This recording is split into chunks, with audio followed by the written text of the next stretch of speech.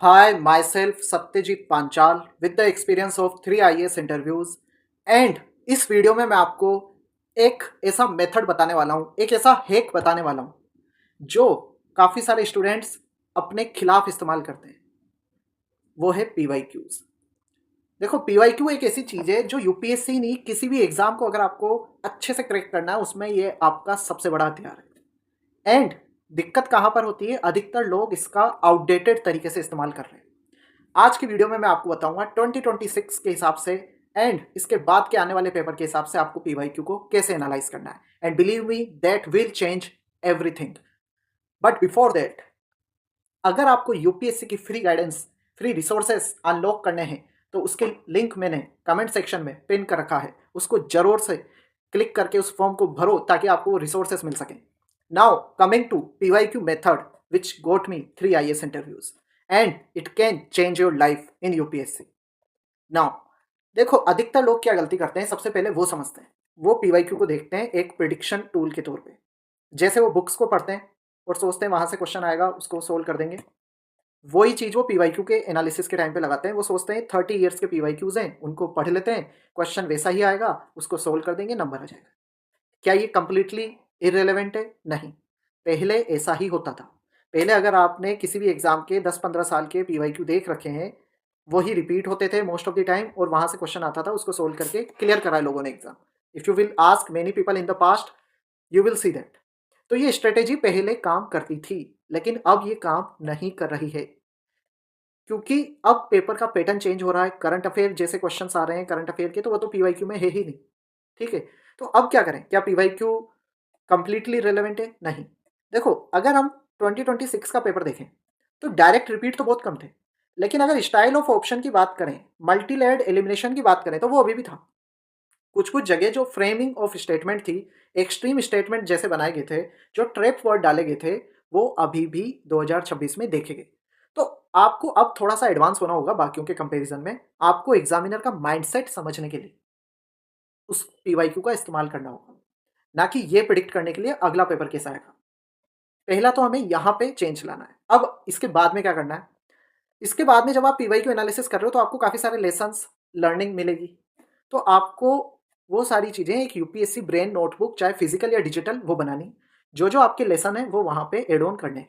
क्योंकि आप PYQ analysis भी कर लोगे, आपको समझ में भी आ जाएगा यूपीएससी कैसे सोचता है, बट अगर उसको आपने एक जगह नोट डाउन नहीं करा तो आप उसको भूल जाओगे। और यहाँ पे नोटबुक में आप चाहो तो ऑडियो रिकॉर्डिंग भी डाल सकते हो अगर आपको लिखने में थोड़ा आलस आ रहा है तो। ठीक है, ऑडियो रिकॉर्ड कर करके एक फोल्डर में स्टोर कर दो जो भी पीवाईक्यू से आपको इनसाइट आ रही। इससे आपको क्या होगा, आपको ये पता चल जाएगा यूपीएससी थिंक कैसे करता है। और फिर इसका हम आगे कैसे इस्तेमाल करेंगे वो मैं अभी बताऊंगा। तो पहले आपको फेवरेट यूपीएससी की बॉडीज, एनवायरनमेंट की थीम्स, कंसेप्ट, ज्योग्राफी, ये सारी चीज़ें समझ में आ जाएगी। एंड जैसे जैसे आप पीवाईक्यू एनालिसिस करते जाओगे, ये नोटबुक और ज़्यादा कंपाउंड होती जाएगी, यूजफुल होती जाएगी। एंड बाकी जो आपकी रिवीजन की नोटबुक है उससे भी ज़्यादा पावरफुल ये हो जाएगी, क्योंकि इससे आपको पता पड़ेगा यूपीएससी सोचता कैसे है। अब जब आपको ये पता चल गया कि यूपीएससी कैसे सोचता है, तो आप अच्छे से डिसीजन ले पाओगे। देखो, बुक्स से आपको इन्फॉर्मेशन मिलेगी, लेकिन पीवाईक्यू से आपको, जो आपका चैलेंजर है, जो बैटल है, वहाँ पे आपको कैसे सोचना है, उनका माइंडसेट क्या है, वो पता पड़ेगा, तो आप डिसीजन अच्छे से ले पाओगे।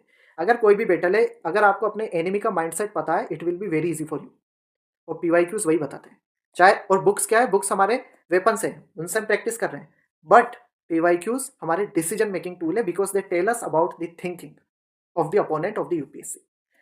फॉर एग्जाम्पल, काफी सारे यूपीएससी के क्वेश्चन, दो ऑप्शन है, उनमें से दोनों के दोनों वो लग रहे हैं कि ये तो इम्पॉसिबल है, ऐसा तो हो ही नहीं सकता, वैसे हम करके क्रॉस कर सकते हैं। एक स्टेटमेंट हमें लग सकता है कि ये तो लॉजिकली इनकंसिस्टेंट है, वैसे हम उसे क्रॉस कर सकते हैं। कॉन्स्टिट्यूशनल लॉजिक आपका डेवलप हो जाएगा कि यार ये चीज़ें तो अधिकतर गलत रहती है, तो कॉन्स्टिट्यूशन के खिलाफ है, उनको हम हटा सकते हैं। ज्योग्राफिकल इम्पॉसिबिलिटी, जैसे एक स्टेटमेंट आया था कि this resource is found everywhere on India's coast line. अब ये तो ज्योग्राफिकल इम्पॉसिबिलिटी की, कोई भी चीज़, कोई भी जानवर सब जगह तो नहीं मिल सकता। ये सारी स्किल डेवलप होगी आपकी, ये जो आप बनाओगे यूपीएससी ब्रेन नोटबुक, और फिर उसकी मदद से आप डिसीजन लोगे टू सोल्व द क्वेश्चंस। ये एक तरीका है पीवाईक्यू का। दूसरा, पीवाईक्यू आपकी कैसे मदद करने चाहिए अब रीडिंग स्पीड बढ़ाने के लिए। काफ़ी, क्योंकि 2026 का पेपर आप देखोगे काफ़ी ज़्यादा लेंथी था, मेंस में भी हो सकता है लेंथी पेपर आए। एथिक्स केस स्टडी तो ऑलरेडी लेंथी आने लगी, ठीक है, तो पीवाईक्यू का भी हमें इस्तेमाल करना है रीडिंग स्पीड बढ़ाने के लिए। तो उसके लिए क्या करना है, आपको ऐसा नहीं करना पीवाईक्यू को सेग्रीगेटेड वे में सोल्व करो। आप क्या करो, जैसे 2 घंटे का टाइमर था उस साल के 2024 का, अगर हम पीवाईक्यू पेपर सोल्व कर रहे हैं 2 घंटे का टाइम था, हमें इसको सोल्व करना है 1 आवर 45 मिनट्स में। इससे क्या होगा, आपकी रीडिंग स्पीड बढ़ाने में भी पीवाईक्यू हेल्प करेगा। और फिर आप क्या करोगे, फटाफट से पूरा स्कैन करोगे, सारे ऑप्शन क्विकली देखोगे, सही क्वेश्चन को चूज करोगे लिमिटेड टाइम में, और फिर अननेसेसरी चीजें पीवाईक्यू में भी पढ़ना बंद कर दोगे। तो पीवाईक्यू का इस्तेमाल करो अपनी रीडिंग स्पीड को टेस्ट करने के लिए, उसे इंप्रूव करने के लिए। एंड कभी भी आपको ये नहीं देखना कि पीवाईक्यू में आपका स्कोर कितना आ रहा है, क्योंकि हो सकता है आपका 95 110 स्कोर आ रहा हो, लेकिन वो सारे क्वेश्चन या उनके आंसर आपने कहीं पे या तो वीडियोस में यूट्यूब पे देख रखे हो, या आपने कहीं पे उनके आंसर पढ़ रखे हो, किताबों में भी पीवाईक्यू क्योंकि इंटीग्रेटेड रहते हैं, तो हो सकता है इसलिए आपका अच्छा स्कोर आ रहा हो। तो आपको पीवाईक्यू स्कोर पे खुद को जज नहीं करना, चाहे कैसा भी है। आपको क्या करना है, आपको पीवाईक्यू का इस्तेमाल करना है अपनी रीजनिंग को इंप्रूव करने के लिए, पीवाईक्यू से थिंकिंग को आइडेंटिफाई करने के लिए। क्योंकि काफ़ी सारे स्टूडेंट थे, उनका काफ़ी अच्छा स्कोर आ रहा था पीवाईक्यू में, एंड वो एक्चुअल पेपर में इस साल रिफ्लेक्ट नहीं हुआ क्योंकि पैटर्न ही चेंज हो गया। लेकिन अगर थिंकिंग स्टाइल डेवलप कर ली, डिसीजन मेकिंग स्किल डेवलप कर ली, रीडिंग स्पीड डेवलप कर ली, तो वो तो रिफ्लेक्ट होगा चाहे पेपर कैसा भी आ जाए। तो इसका आपको ध्यान रखना है। एंड 2026 में देखो एक बहुत बड़ी चीज चेंज हो चुकी है। अगर हम इस साल का पेपर देखें तो क्वेश्चन लॉन्ग थे, तो जो काम रहा होगा, जो पैनिक नहीं करा होगा, जिसने इजी क्वेश्चन आइडेंटिफाई कर लिए होंगे, उसको एडवांटेज हुआ होगा। अब जब हम पीवाईक्यू एनालिसिस कर रहे हैं तो ये सारी चीज़ें इंप्रूव होनी चाहिए पीवाईक्यू एनालिसिस से, कि हमारा अटेंशन स्पेन क्या पीवाईक्यू एनालिसिस से इंप्रूव हो रहा है, एफिशिएंसी स्पीड बढ़ रही है रीडिंग की, ऑप्शन एनालिसिस इंप्रूव हो रहा है, डिसीजन मेकिंग इंप्रूव हो रहा है। अब हम पीवाईक्यू ऐसे नहीं देख सकते कि हाँ मैंने पीवाईक्यू सोल्व करे, मैंने वो टॉपिक आइडेंटिफाई कर लिए, मैंने वो आंसर याद कर लिया, हो गया काम। ये अब नहीं होगा।